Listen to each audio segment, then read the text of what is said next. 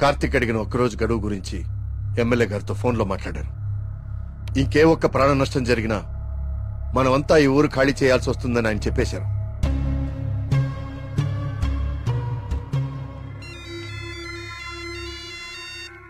వర్మ గారు ఏం చేస్తున్నారు? ముఖ్యమంత్రి గారితో ఎమ్మెల్యే గారితో ఇప్పుడు దాకా ఫోన్లో మాట్లాడారు. ఇంకేవో మన ఊరు గురించి మాట్లాడుతున్నారు. సరే కుమార్. స్వామి, సమస్య సృష్టించింది నువ్వే, పరిష్కారం చూపించాల్సింది నువ్వే. ఊరు ఖాళీ అవ్వడమే నువ్వు చూపించే పరిష్కారమా?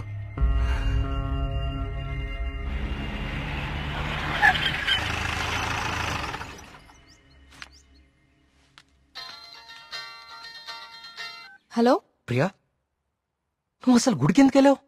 ఓ, ఇక్కడ కూడా సీసీటీవీ కెమెరాలు పెట్టావా?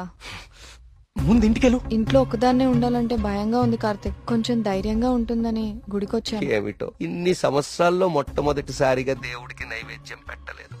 అంతా కలికాలం. కాల్ చేస్తాను. తీర్థం తీసుకో.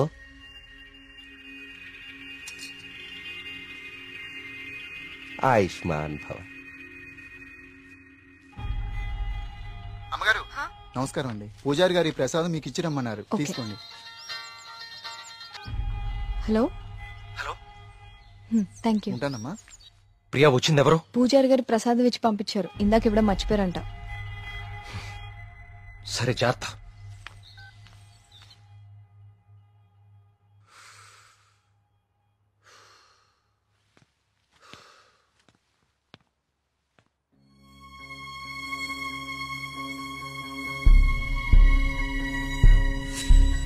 ఏమిటో ఇన్ని సంవత్సరాల్లో మొట్టమొదటిసారిగా దేవుడికి నైవేద్యం పెట్టలేదు. పూజారి గారు ప్రసాదం ఇచ్చి పంపించారు. ఇందాక ఇవ్వడం మర్చిపోయారంట. అయితే ప్రసాదం ఎక్కడిది?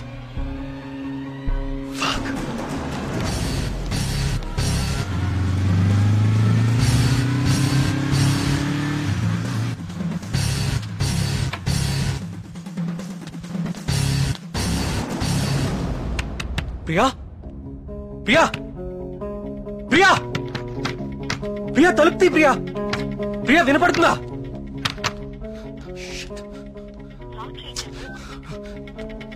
ప్రియా, ప్రియా,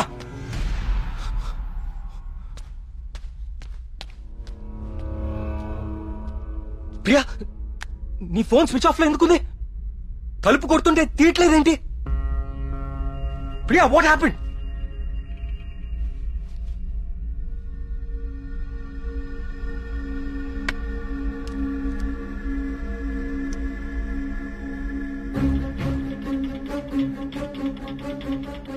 ప్రియా, నో.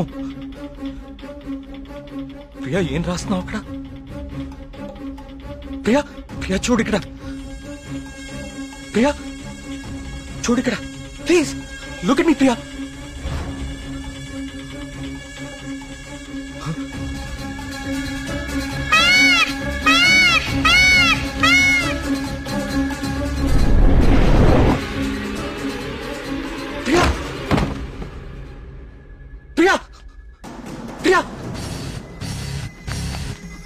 ప్రియా, ప్రియా,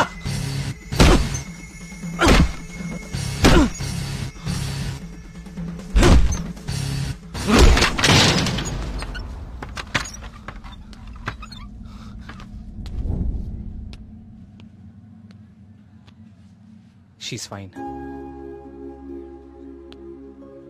కాకపోతే వెయిన్స్ చాలా డీప్ గా కట్ అవడం వల్ల బ్లడ్ లాస్ చాలా హెవీగా ఉంది. తన స్పృహలోకి రావడానికి కొంచెం టైం పడుతుంది.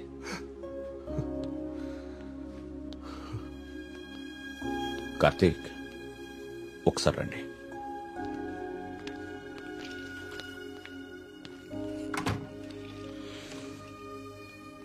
కార్తీక్, నువ్వు నన్ను రమ్మడం మంచిదైంది. నీ అనుమానం నిజం.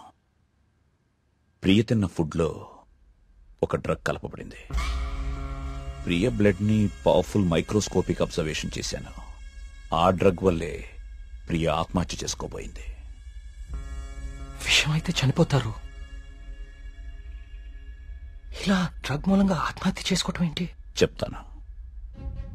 కొన్ని వందల సంవత్సరాల క్రితం ఆయుర్వేద బ్రహ్మగా పేరొందిన సుశ్రుతుడు కొన్ని రకాల మొక్కలకి మనిషి మెదడుని కంట్రోల్ చేసే శక్తి ఉందని కనుగొన్నాడు. వాటితో ఒక డ్రగ్ తయారు చేశాడు.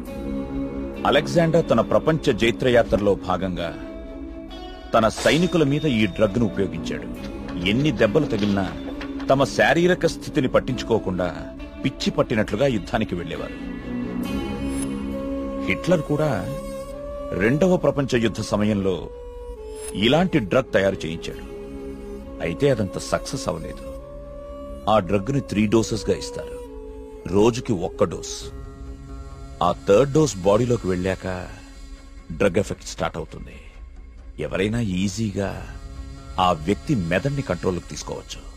అంతేకాదు, ఆ 3 డోసెస్ ఒకేసారి కల్పిస్తే అది సైనైడ్ కంటే ప్రమాదకరం. It's a hypnotic suicidal drug. అంటే ప్రియా కూడా?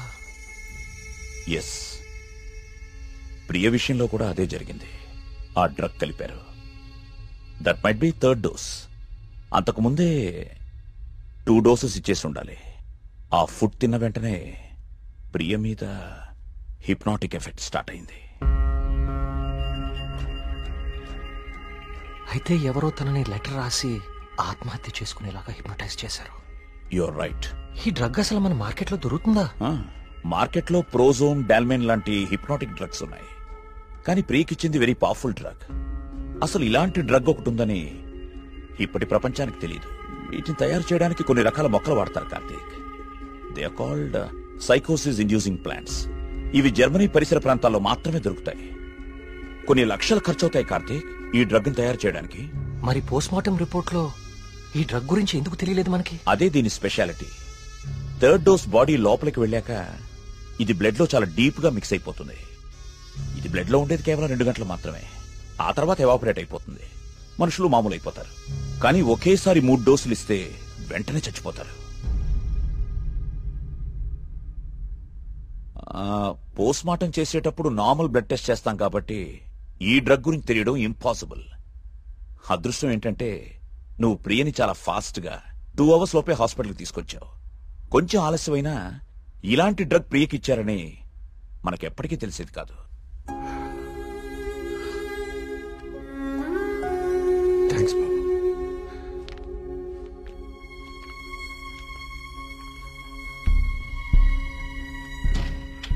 అయితే అన్ని ఆత్మహత్యలకి కారణం ఆ డ్రగ్.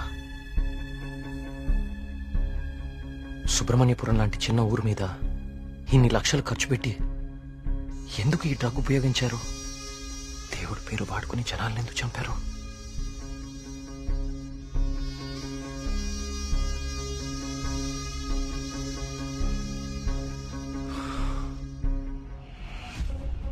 సుబ్రహ్మణ్యపురం ఆలయంతో సహా గణపతి స్థపతి కట్టిన ఆలయాలన్నీ ఒకలాగానే ఉన్నాయి. ఏదో లింక్ మిస్ అవుతున్నాను. అదేంటి ఆ ఈశాన్య మూల గది?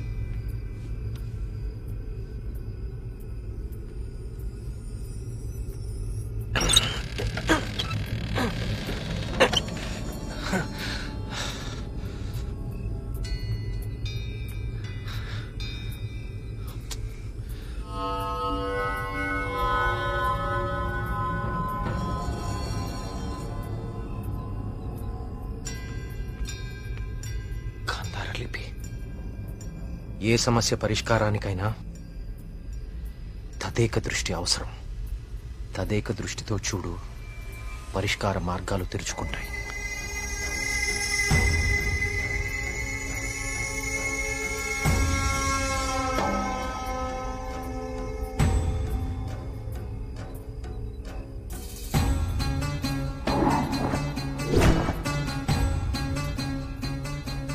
తదేక దృష్టితో చూడు, పరిష్కార మార్గాలు తెరుచుకుంటాయి.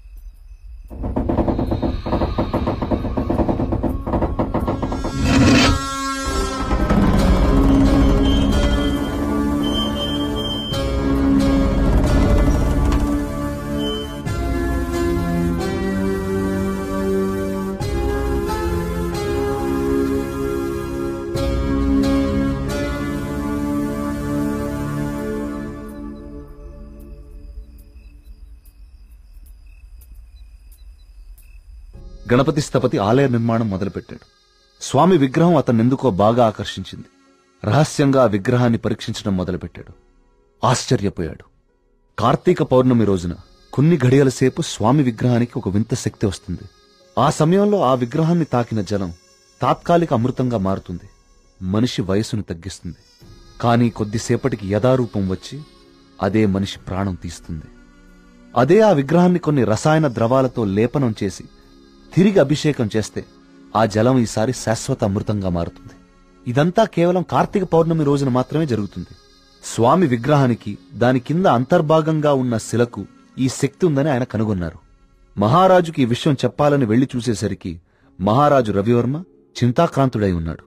కారణం, తమ రాజ్య సరిహద్దుల్లో పరమ క్రూరుడైన అస్లం ఖాన్ తన సైన్యంతో ఈ రాజ్యాన్ని నాశనం చేయడానికి సిద్ధంగా ఉన్నాడు. అస్లం ఖాన్ సైనిక బలంతో పోల్చుకుంటే తమ సైన్య బలం సగం కూడా లేదు. ఓడిపోవడం తథ్యం అనే దిగులుతో ఉన్నాడు మహారాజు. గణపతి స్థపతికి ఠక్కున ఒక ఆలోచన స్ఫురించింది. స్థపతి ఆ విగ్రహం గురించి తాను కనుగొన్నది చెప్పాడు. రాజు ఆశ్చర్యపోయాడు. ఆ రోజు కార్తీక పౌర్ణమి, అంటే స్వామి విగ్రహానికి వింత శక్తి వచ్చే రోజు. స్వామికి అభిషేకం చేసిన ఆ జలాన్ని తీసుకుని మహారాజు మారువేషంలో అస్లం ఖాన్ గుడారానికి వెళ్లాడు. వయసు తగ్గించే మందు తన దగ్గరుందని మాయమాటలు చెప్పాడు. అస్లం ఖాన్ మొదట నమ్మకపోయినా తన వాళ్లకి జరిగిన మార్పు చూసి ఆ జలాన్ని తను కూడా తాగాడు. రాత్రికి రాత్రి అస్లం ఖాన్, అతని ముఖ్య అనుచరుల ప్రాణాలు అనంత వాయువుల్లో కలిసిపోయాయి. ఆ సుబ్రహ్మణ్యేశ్వర స్వామే తన రాజ్యాన్ని కాపాడాడని నమ్మాడు మహారాజు. ప్రజల క్షేమాన్ని ఆలోచించి స్వామికి అభిషేకాలు జరగకుండా చూశాడు. చావుని జయించడం ప్రకృతి విరుద్ధం. అందుకే గణపతి స్థపతి మహారాజు విగ్రహ రహస్యాన్ని ఎవ్వరికీ చెప్పలేదు. ఈ విగ్రహ రహస్యాన్ని గణపతి స్థపతి గ్రంథస్థం చేసి గుడిలోని ఈ రహస్య ప్రదేశంలో భద్రపరిచాడు. ఒక ప్రత్యేకమైన నాణాన్ని ఉపయోగించి ద్వారాన్ని మూసివేశాడు.